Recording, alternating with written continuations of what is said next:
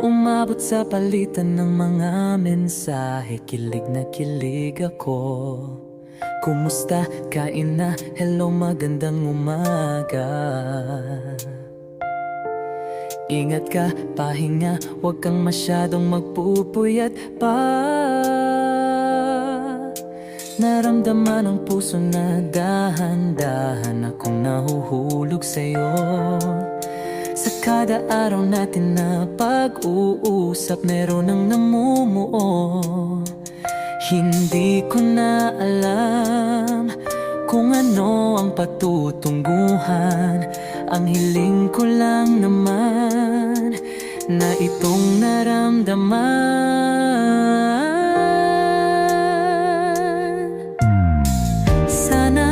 Sana naman ay mapagbigyan